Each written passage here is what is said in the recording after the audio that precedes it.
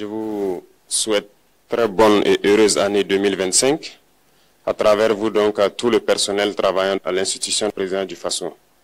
Je souhaite que 2025 soit une année pleine de santé pour vous, votre famille et vos proches, pour que vous puissiez donner le maximum de vous-même dans le travail pour le bonheur de notre peuple. Que 2025 soit une année où vous verrez tous vos projets donc couronnés de succès, de prospérité et surtout que tout au long de l'année, que Dieu guide donc notre action, nous protège et veille sur nous. Je souhaite aussi rappeler à tout un chacun que la lutte contre l'impérialisme doit être donc intégrée dans nos gènes maintenant. Ça doit être une lutte qui se mène de façon implacable et tous les jours. Parce que beaucoup de gens n'ont pas compris ce que c'est que cette lutte jusque-là. Nos vaillantes forces combattantes sont sur le terrain. Ils mènent le combat contre les valets manipulés, ces criminels qui écument nos campagnes tous les jours et tiennent bon pour amener la paix dans notre cher Faso. Autant ils le font, nos masses populaires laborieuses, que sont les agriculteurs, les éleveurs, se battent aussi également pour qu'on puisse atteindre l'autosuffisance alimentaire à travers donc l'accompagnement de tous les techniciens du ministère de l'Agriculture. C'est très important. Et autant qu'eux aussi se battent dans l'administration, nous devrons nous battre pour changer de mentalité. Cette décolonisation mentale, c'est la partie la plus difficile. Et c'est pour ça que nous tenons à vous rappeler constamment qu'il faut changer de mentalité, revenir à nos sources et nous battre. Et c'est ça aussi le combat contre l'impérialisme. Toutes les occasions nous sont offertes pour pouvoir comprendre l'impérialisme, ses manifestations. Quand je prends dernièrement les propos d'Emmanuel Macron sur l'Afrique, eh bien, tout Africain conscient devrait donc comprendre très vite tout ce qu'il a pu nous dire et qu'est-ce que ça signifie. Le général Tiani a dit il n'y a pas longtemps du changement donc de tactique ou de stratégie des forces françaises en Afrique, et je pense qu'il est venu le confirmer. Il s'agit de dissoudre et de garder un dispositif socle. Et Emmanuel Macron l'a si bien dit qu'on ne peut que le remercier pour cette sincérité, même si certains ont voulu mettre la poudre aux yeux de leur population, mais la réalité finit par rattraper aussi. Ils ne partiront pas de certains pays, ils ont juste dissous le dispositif. Vous ne les verrez plus dans des bases, mais dans les ambassades, ils seront là. Ils vont constituer des sociétés de sécurité pour sécuriser leurs sociétés qui existent dans ces pays-là. Mais les soldats seront là, mais vous ne les verrez plus en tenue ou rassemblés dans des bases. C'est tout ce que ça veut dire. Ils vont se réorganiser, mais seront là. Il a parlé de politesse vis-à-vis de certains chefs d'État en leur donnant la primauté d'annoncer donc la rupture ou le départ des forces françaises. Ça nous importe peu, on peut dire. Mais tout ce que nous savons, c'est que si vous voulez une rupture avec ces forces impérialistes, c'est simple, on dénonce les accords. Tout commence par là-bas. Et je pense que l'exemple du Tchad, en tout cas, est palpable. Ils ont commencé par dénoncer les accords. Sinon, si on ne dénonce pas les accords, juste dire que les bases quittent, on n'a rien fait. Parce que le problème se trouve dans les accords coloniaux de défense qui ont été signés depuis l'indépendance. Le plus dangereux n'est pas ceux-là que vous voyez dans les bases. Le plus dangereux, ce sont les conseillers militaires. Les conseillers militaires existent dans tous ces pays. Ils ont existé au Burkina aussi jusqu'en fin 2022, jusqu'à ce que nous prenions nos responsabilités. Et qui sont ces conseillers militaires?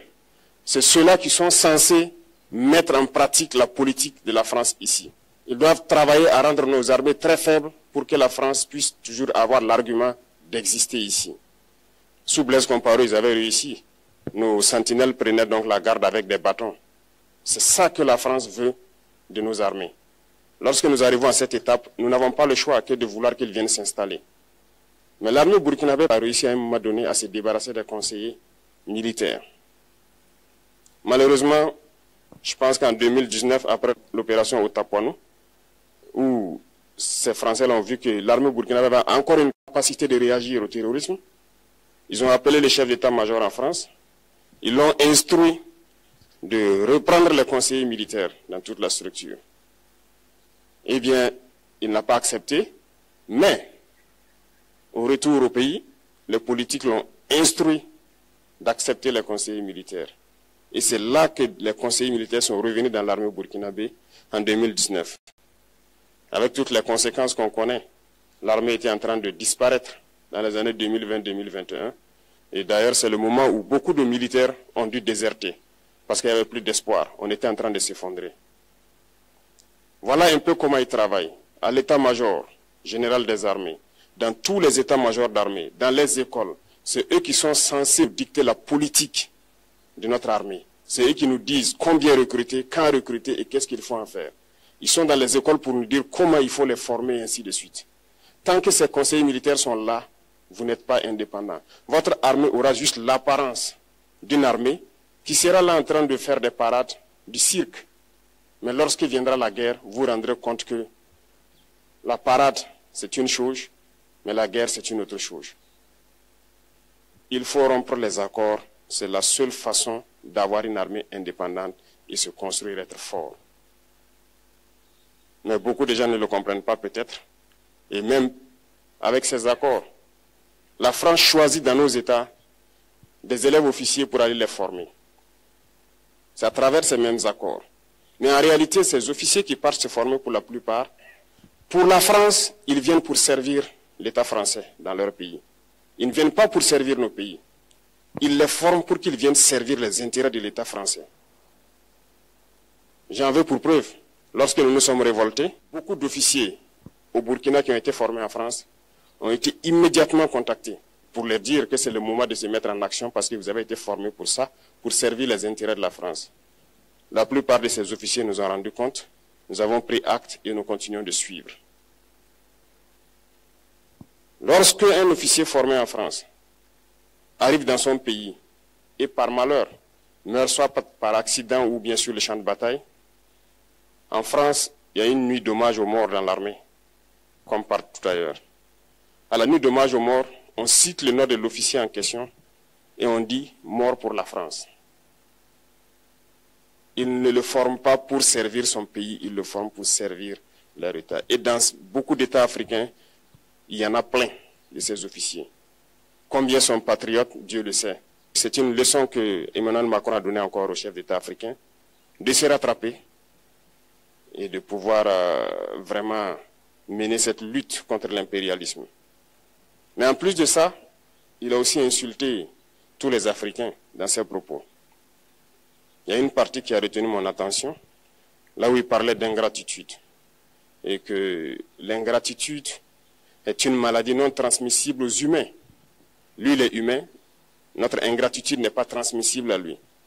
Voilà comment ce monsieur voit l'Afrique, voit les Africains. Nous ne sommes pas des humains à ses yeux. Peut-être que c'est lui qui n'est pas humain, il ne se met pas dans la classe des humains. Mais s'il y a bien un ingrat, c'est bien lui. Je pense que s'il n'est pas athée et qu'il prie, à chaque matin qu'il se réveille et qu'il prie, il devrait aussi prier les Africains. Parce que c'est grâce à nos ancêtres qu'il existe aujourd'hui une France. Il devra nous prier. À ses yeux, nous ne devons pas être des humains, nous sommes plus que des humains. Ce sont des messages très forts qu'il passe. Moi, je pleure le peuple français. Mais quand même, il est bien pour l'Afrique. Il est un mal nécessaire pour nous. Ceux qui veulent se réveiller, se réveillent. Ceux qui ne veulent pas se réveiller, comme on le dit, on ne peut pas réveiller quelqu'un qui ne dort pas. Les Africains doivent se réveiller. Nous devons travailler à être indépendants, à faire au moins ce que nos peuples connaissent le bonheur. Et la lutte contre l'impérialisme, c'est ça. Il faut décoloniser les mentalités, prendre en compte toutes ces données-là, parce que le monde nous donne tellement d'exemples à voir. Pour eux, il n'y a pas de morale. Ils peuvent vous désigner aujourd'hui terroriste, mais demain, vous êtes un héros, par leur simple bouche. Ils décident de ce qu'ils font. Ils parlent de démocratie, mais ils se font eux-mêmes des coups d'État constitutionnels entre eux. Ils parlent des droits de l'homme, mais ils déciment des populations ailleurs. L'Africain doit se réveiller, l'Afrique doit se réveiller. Et le combat contre l'impérialisme est permanent. Et je vous invite à incorporer ce combat à travailler en sorte que nous soyons réellement indépendants, que nous soyons autosuffisants et que nous puissions nous développer, connaître le bonheur, ce à quoi notre peuple aspire. Merci, je vous souhaite une très bonne journée, une très bonne semaine et une très bonne année.